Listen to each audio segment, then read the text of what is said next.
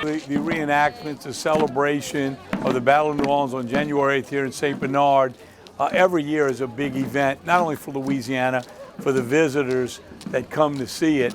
And St. Bernard in itself is a treasure.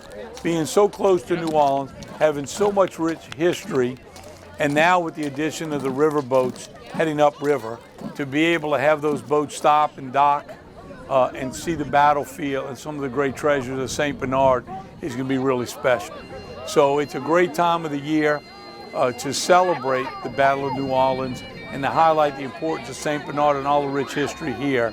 And I'm just excited to be able to be Lieutenant Governor and help spread the word and get people to come out and enjoy the festivities. We're going to have a few events in St. Bernard in early January. We're at the battlefield, the Chalmette battlefield itself. There will be the annual ceremony on January 8th, where there will be a wreath laying at the Chalmette Monument, which is where the Battle of New Orleans, the climactic ending of the War of 1812, was fought, where Andrew Jackson and his forces, which were the most diverse fighting units ever to serve under the Star-Spangled Banner, fought and repelled the British invaders on January 8th, 1815. Also, we will have an event honoring our annual memorial event honoring the British fallen at the Delaron Ruins, which had served as a field hospital during the Battle of New Orleans and where General Pakenham's body was brought after he was mortally wounded at the battle. There will also be reenactments taking place off-site, not at the battlefield, but on near Torres Park, where there will be living history demonstrations, people in period attire, demonstrating what camp life was, and it will be an actual battle reenactment between British reenactors and American reenactors. So this is something that's not too common in the southern part of the United States, where we have War of 1812 reenactments. Generally, Civil War reenactments is what you see around the country, but this is unique to us and Canada, because those were the principal areas where the War of 1812 was fought. The Battle of New Orleans was one of the most important military conflicts fought in the United States of America, and it completely changed our relationship with Great Britain. Now, we had just, only 30 years before, we had just ended the American Revolution with the Treaty of Paris after the Battle of Yorktown. Well, there remained tensions between the United States and Great Britain throughout that period.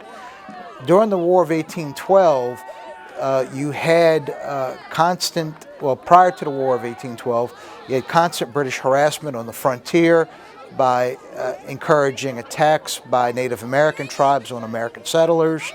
You had British impressment, which basically were kidnapping our sailors on the high seas. So you had this very adverse relationship coming out of the American Revolution. In fact, the War of 1812 at the time was referred to as the Second War of American Independency. So this is something that is almost a leftover of the American Revolution, but it confirmed the Louisiana Purchase. We had bought Louisiana from Napoleon in 1803, and the British were seeking to seize New Orleans.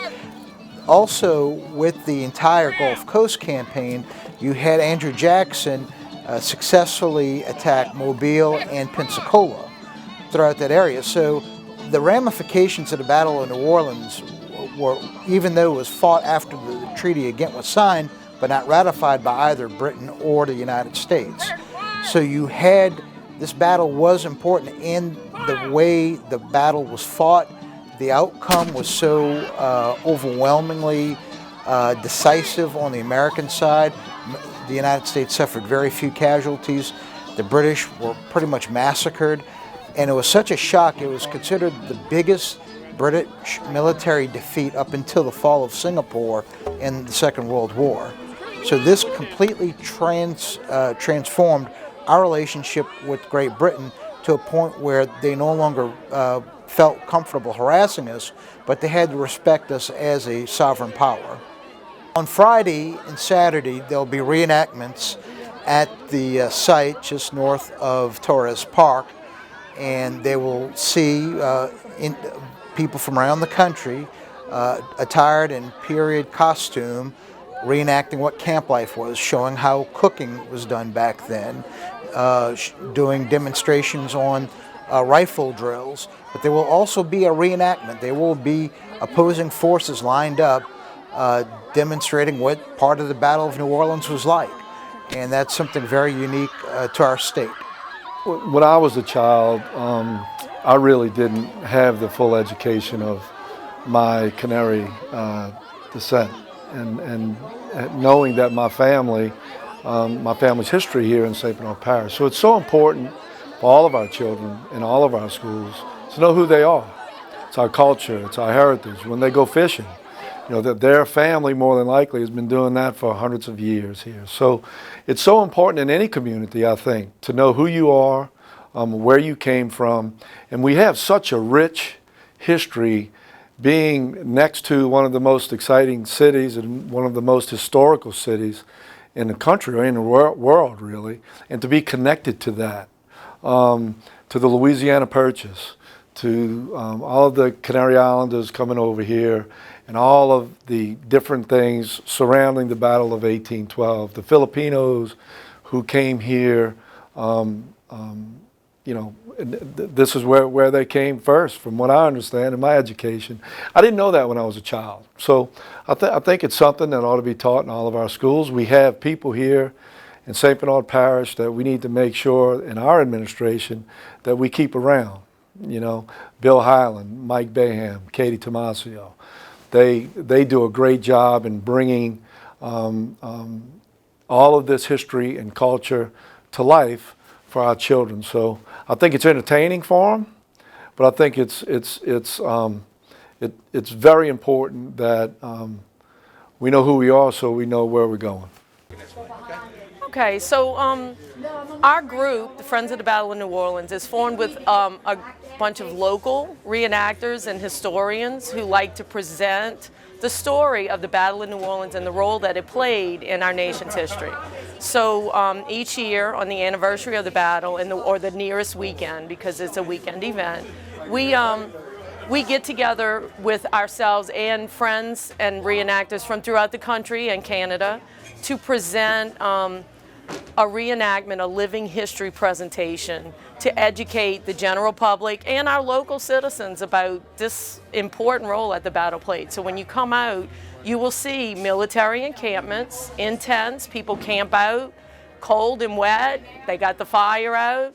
They have authentic replica weapons, which will fire, cannons, artillery pieces, and they do a presentation of camp life, military life, and then also some of the cultural and societal things around, which we engage some of our lady reenactors to help us with. So you'll see an authentic kitchen presented with food from the day cooked in the open. You'll see military drilling. You'll see authentic uniforms from several different units, which history tells us were present and took a key role in the Battle of New Orleans. And then you'll see some live skirmish action where they will fire the guns. They'll try to explain a little bit about what military procedure would have been at that point, and really how it came about that the Americans miraculously won this battle where they were so overwhelmed with troops and numbers and weapons, and really was a very decisive turning point in our nation's history and its relationship with Britain. We're going to have several events going on in early January at the Chalmette Battlefield, which is where the Battle of New Orleans was actually fought. There will be a wreath-laying ceremony at the Chalmette Monument on January 8th in the morning. This is a traditional event that is held every year. We will have a reenactment at the site outside of Torres Park, where you will have opposing forces lined up in a reenactment of part of the Battle of New Orleans. We will also have our traditional British ceremony that is held at the Delaron Ruins, which is served as a field hospital during the Battle of New Orleans, and where General Pakenham's body was brought after he was mortally wounded at the Battle of New Orleans. There's so much to do in St. Bernard Parish we take for granted here. You know, we have some of the best seafood in the world because it's so fresh. You know, you're eating it a day or day of, or the day after it's come out of the water. So our fishermen do a great job in doing that. You can go out in the St. Bernard ecosystem tours here off of Highway 47 to go see the vast marshland that we have that is so connected to our heritage and our culture. Monty Montalongo and those guys do a great job at Parish Marina. You know, we have the Isleños Museum. It's down in the eastern part of St. Bernard Parish that people can go and learn about the history of the Los Isleños who came over, the Native Americans, and all of the connections that we have here in St. Bernard Parish. The historic courthouse, which is right off of the site of the Los Isleños area. It's such a history travel through St. Bernard Parish. I think people would and people who come here for the Battle of New Orleans, they already know a lot of that, and this is the type of stuff I think that they would enjoy. And we can't forget, you know, if you want to spend a couple hours in the morning and go on a fishing expedition with some of our charter captains, we have some of the best saltwater fishing in the world here in St. Bernard Parish, and they ought to look into that too. To get more information about the Battle of New Orleans and our reenactment in January, you could go to our website, spbg.net, and go to the tourism department. Katie Tomasio has all of the information there for you to have a great time. And if there's something that you need special assistance with, you can call my office at 504-494-4829. Actually, that is my cell phone number. So if you need something in St. Bernard Parish, give us a call. We'll be willing to help.